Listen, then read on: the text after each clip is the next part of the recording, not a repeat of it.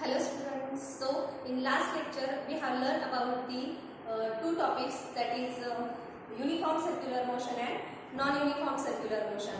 After that, in today's lecture we have to study about again two topics, that is centripetal force and centrifugal force. Now what is the meaning of these two forces and how to derive the formula for that, and what are the different examples, how can we study all these examples. Let's see about these two forces. So the first topic that we have to start, that is centripetal force.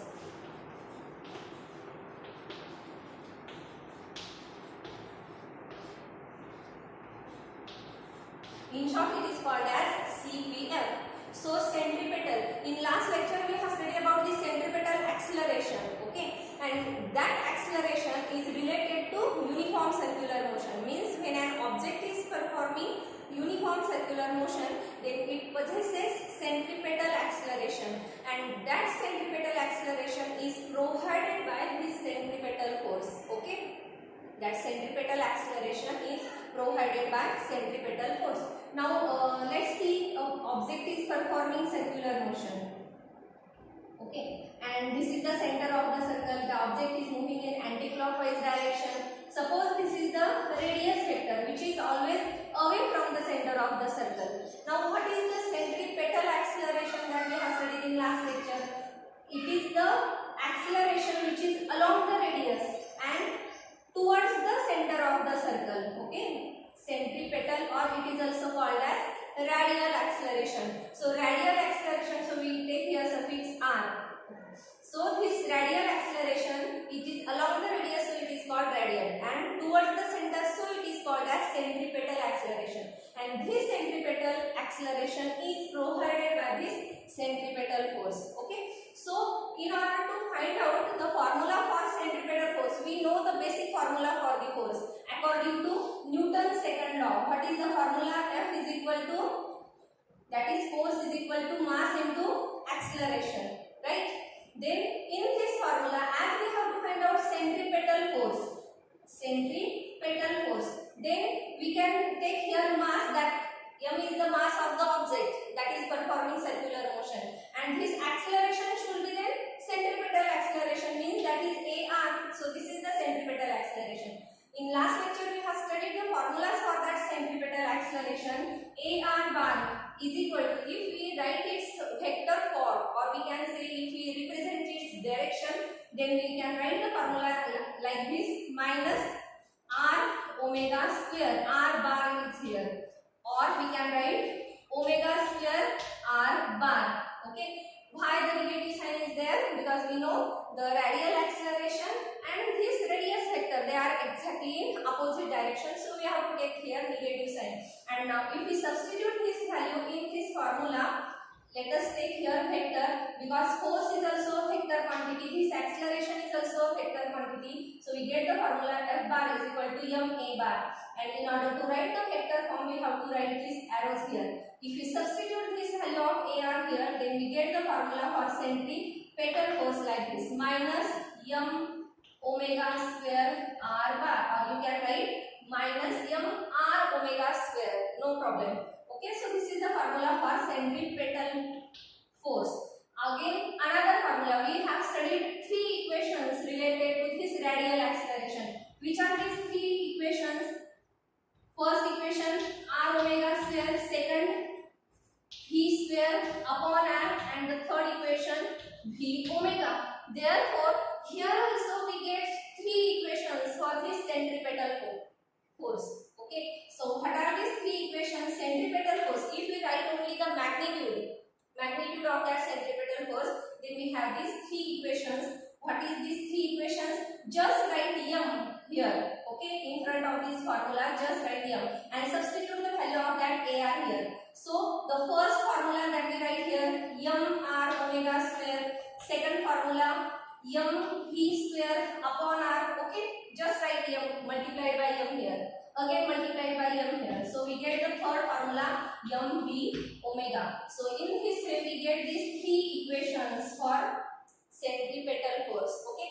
These are only the magnitudes, but in order to represent the direction, or in order to represent the vector form, then we have to write negative sign. Okay, because this centripetal force is also opposite to that of the radius vector. Remember, as that of the radial acceleration, this centripetal force is also opposite to that of the radius vector. So we get all these three equations. But now how to define this centripetal force? Okay, so let us make its definition. So the force which is acting along the radius, force which is acting along the radius and directed towards the center of the circle.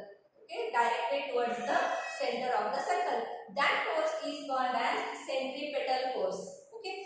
Now, one more thing that is very important that we have to remember always: in order to perform circular motion, this centripetal force is necessary. Because if that centripetal force is not there, then the object cannot perform circular motion or uniform circular motion. Okay, object is not performing circular motion instead of this centripetal force. Let us take an example of this centripetal force. Consider if we take a stone and we tie that stone to a string, and if we whirl that string in horizontal circular motion. Okay, got it? If we take an object or if we take a stone and tie that stone to a string, and if we whirl it in a horizontal circle, then what happened? That stone is performing circular motion. But how?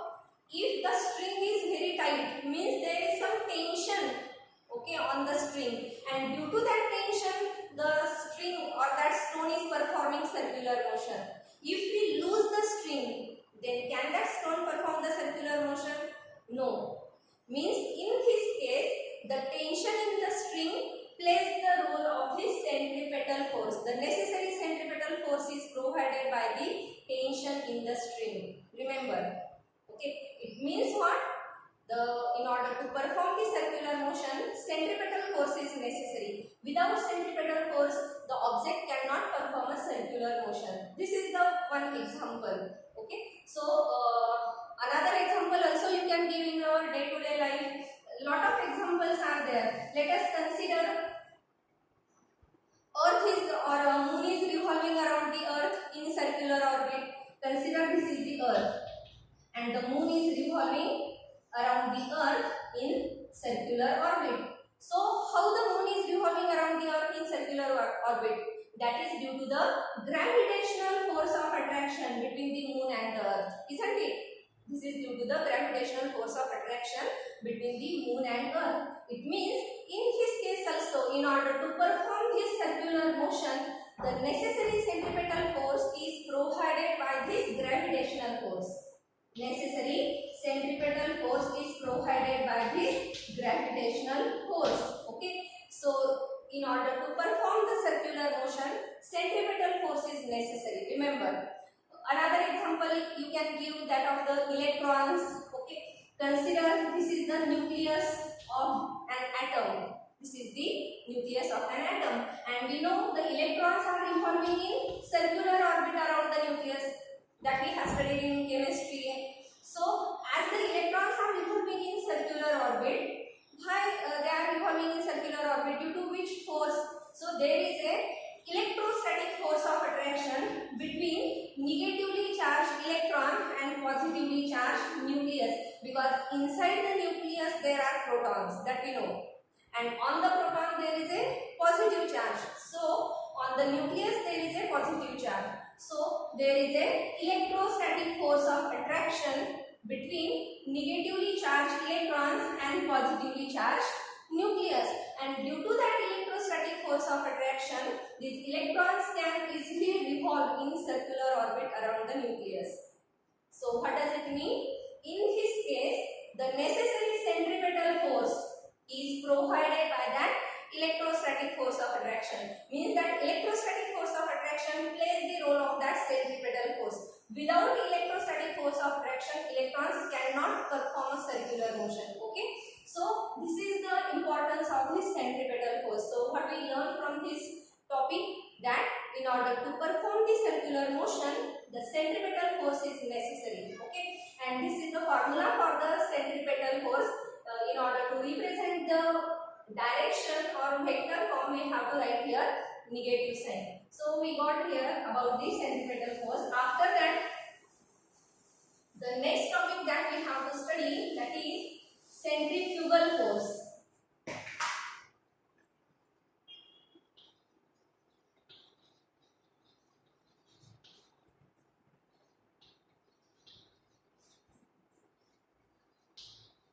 Centrifugal force. Now what is this centrifugal? Okay, fugal means away. So let us consider a particle is performing circular motion. Let us first take an example.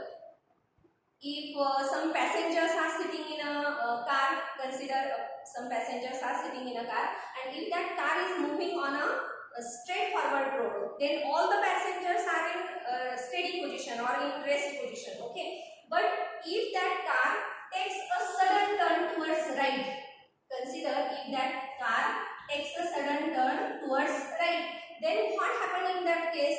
All the passengers will be pulled towards left hand side, isn't it? All the passengers will be pulled towards left hand side because centrifugal force is acting on that passengers. In that case, centrifugal force is acting on that passenger. When a car is taken a sudden turn towards right, then in that case the passengers are pulled towards left hand side, and this is due to the centrifugal force. Means this is the, suppose this is the circular road, okay, and this is the center, so this is towards the center, and this force is away from the center, isn't it? This force is away from the center, so this is called as centrifugal force. Again remember, what is the centrifugal force? The force which is acting along the radius. This force is also acting along the radius, but away from the center of the circle. Away from the center of the circle. That force is called as centrifugal force. Centrifugal force. Okay, that force is called as centrifugal force. So this is about the centrifugal force. Now we have to study how to write the formula for that centrifugal force. Again we have formula according to Newton's second law. F is equal to mass into acceleration. Force is equal to mass into acceleration. And now in this case, this centrifugal force is opposite to that of the radial acceleration. Sorry, this centrifugal force is opposite to that of the radial acceleration, because the radial acceleration is towards the center of the circle. That we know. This radial acceleration is towards the center of the circle. So how to write the formula then? This FCF, that is equal to m as it is, and the formula for radial acceleration, that is, what is the formula for radial acceleration? Minus r omega square. Okay, minus r omega square. But as this radial acceleration and this centrifugal force, they are exactly opposite, so then minus sign becomes positive. So we just have to write plus mr omega square. Okay, plus mr omega square. If you write the formula like this, plus m omega square r bar, then you can get from this formula that centrifugal force and this radius vectors are in the same direction. So we have here positive sign. Okay, as the radius vector and this centrifugal force are in the same direction, so we have here positive sign. In case of centripetal force, we have here negative sign. Okay, there is a negative sign here, but for centrifugal force there is a positive sign, because radius vector and this centrifugal force both are in the same direction. See here, this is the radius vector which is away from the center, and this centrifugal force is also away from the center. Both are in the same direction, so we have here positive sign. Therefore, the centrifugal force, again it has three formulas. FCF, centrifugal force. First formula mr omega square. Another formula mv square upon r, and another one is mv omega. Same as that of the centripetal force. Remember, magnitude of both these forces are same. There is no difference in the formulas, but only the for centripetal force here negative sign is there, and for centrifugal force positive sign is there, because these two forces are exactly opposite to each other. Centripetal force is towards the center of the circle and centrifugal force is away from the center of the circle. Okay, and now let's see one main difference between the centripetal and centrifugal force is that in last topic I have told you that in order to perform circular motion centripetal force is necessary, isn't it? But centrifugal force is created or it is produced after performing circular motion. Okay, so due to centripetal force, first circular motion is performing, and after performing circular motion centrifugal force is acting on the body. This is the main difference between the centripetal and centrifugal force. Remember always. Again I repeat, in order to perform circular motion, centripetal force is necessary. Means if we apply centripetal force, then and then circular motion will be performed. And after performing circular motion, centrifugal force is acting on the body. Okay. So this is the difference, main difference between the centripetal and centrifugal force. Okay, and you can also give number of example of this centrifugal force also. In suppose let us take an example. Right now I have given you one example. If we sitting in a car and if that car takes a sudden turn towards right, then the passengers in the car, they are pushed towards left hand side. Okay, that is due to the centrifugal force, means away from the center of circle. Let us take another example. Another example, that of the merry-go-round. You have known about that merry-go-round. In that merry-go-round, all the swings, means initially they are at rest position, and when that merry-go-round starts to rotate, okay, when that merry-go-round starts to rotate, then all the swings, they are moving away like this. All the swings, they are moving away from the center of the circle. And why this is so? Because centrifugal force means when that merry-go-round starts to rotate, it means when the circular motion is starting, then all that swings, they are moving away from the center of the circle, because centrifugal force which is away from the center of the circle is acting on it. Okay, centrifugal force is acting on them, therefore all they are moving away from the center of the circle. Okay, this is the centrifugal force. Okay, now after that, when that merry-go-round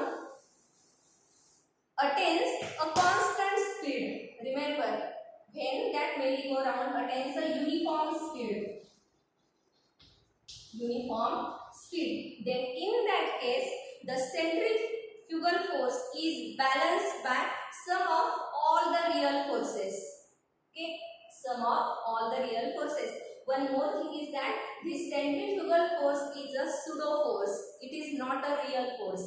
Okay, this is not a real force. It is called as pseudo force.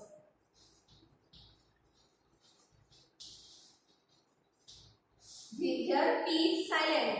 It is only called as pseudo force, and this centripetal force, it is a real force. It is a real force. Okay, this is one difference between the centripetal and centrifugal force. In the exam also there is one question, differentiate between the centripetal and centrifugal force. So these all points are necessary in order to write that difference. So this is centripetal is a real force and centrifugal force is a pseudo force. Pseudo force, it means not a real. Okay, it is not real force. It is an but it is not an imaginary.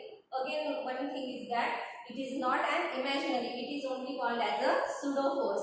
So in uniform means when that merry-go-round attains a uniform speed, means constant speed, then what happened in that case? In that case, this centrifugal force is balanced by all the sum of the real forces.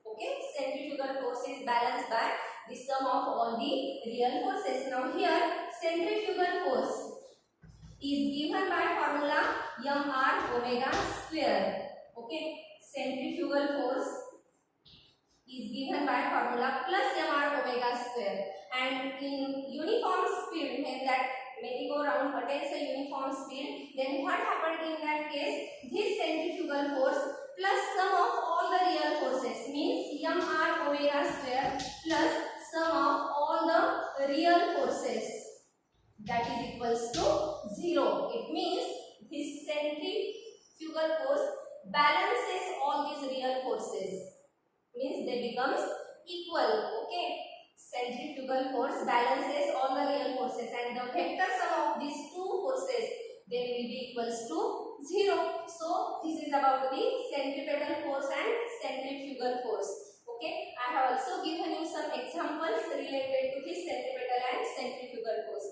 Now the next topic that we have to remember, that we have to study, that is vehicle on a horizontal curve road.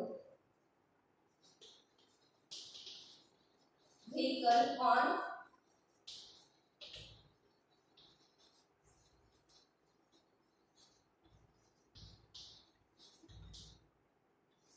when a vehicle is passing on a horizontal but curved road. So if we take an example of curved road, it means it is performing circular motion, isn't it? So when that vehicle is passing along a horizontal curved road, let us consider this is a horizontal curved road and this is the center of this circle. So this is that vehicle has to perform a circular motion. In short, that vehicle has to perform circular motion. Now in this case, what happened? If that vehicle, let us consider this is a vehicle which is on a road surface. In that case, the weight of the vehicle, weight is represented by mg. W is equal to mg, mass into acceleration due to gravity, because weight is nothing but downward force acting by our body on the surface of earth. So that force is equal to m into a, acceleration, and here gravitational acceleration we have to take into consideration. So that weight W is equal to mg, which is acting always in vertically downward direction. Now in the same way, earth is also applying some normal reaction on that vehicle. So that normal reaction is n, and that is in opposite, means opposite to that weight, or we can say perpendicular to this surface of the earth. This normal reaction is always perpendicular to the surface of the earth. So this is the weight which is acting in vertically downward, and the normal reaction is acting in vertically upward direction, that is perpendicular to this surface of earth. So in this case, this weight, this normal reaction is balanced by this weight. So we can write here normal reaction n is equal to mg. Let it is equation number 1. Okay. Now after that, what next? We have to obtain another formula. In this case, in order to perform this circular motion, some centripetal force is necessary, because what we have learned in the previous topic, that in order to perform circular motion, centripetal force is necessary. Without centripetal force, object cannot perform a circular motion. So in order to perform this circular motion, the necessary centripetal force is provided by the frictional force between the wheels of that vehicle and the road surface. There is a friction that we know between the wheels and the road surface, and that frictional force provides the necessary centripetal force. So we can write here Ms, that is the static frictional force, and that is equal to the centripetal force. Okay. Now we have the formula for centripetal force. What are the formulas? mr omega square. Another two formulas are also there, mv square upon r. One more formula is there, mv omega.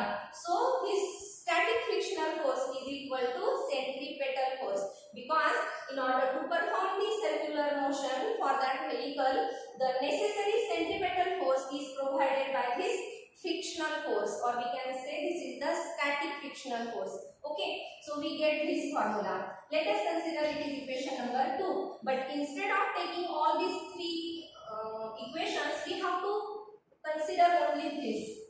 mv square upon r. So from equation 1 and 2, if we divide equation 2 by equation 1, what we get? Fs upon n is equal to, let us take the formula for Fs is equal to mv square upon r divided by what is n, that is mg.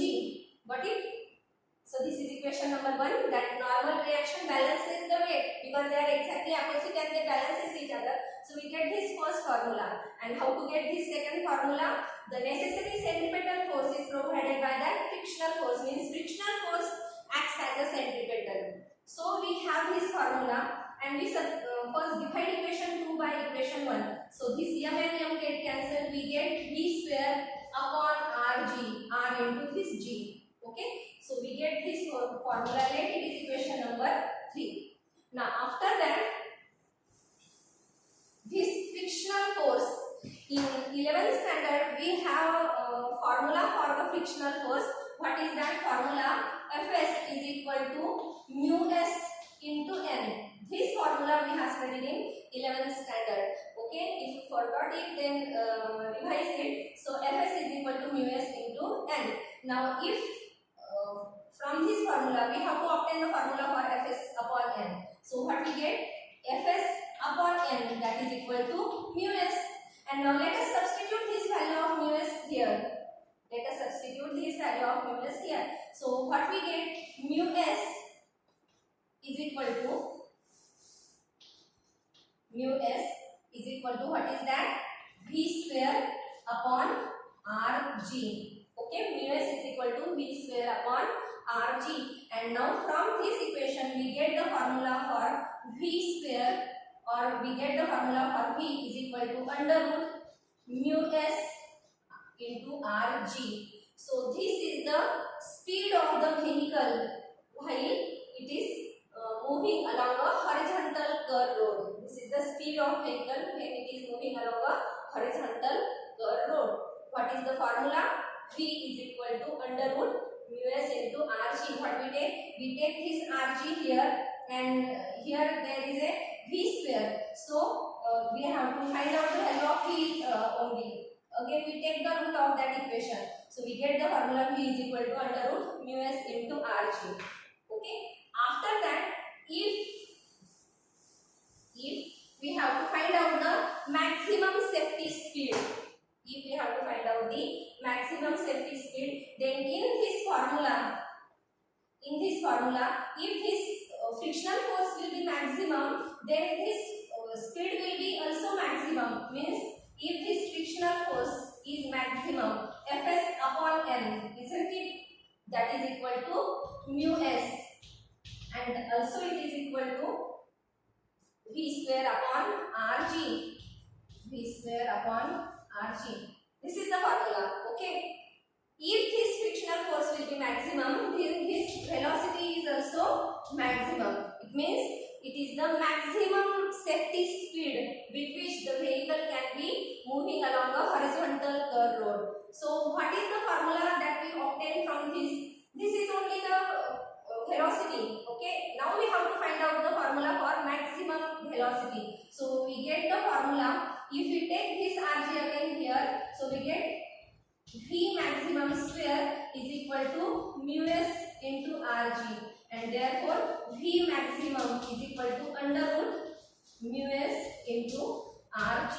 So this is the maximum safety speed with which the vehicle can passing along a horizontal curved road. Okay.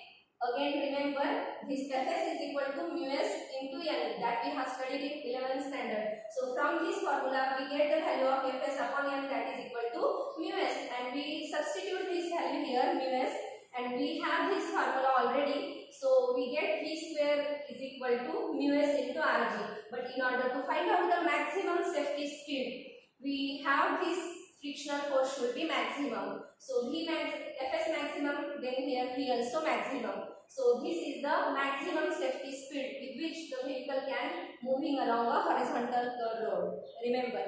And if what happened? If a vehicle crosses this speed, then what happened?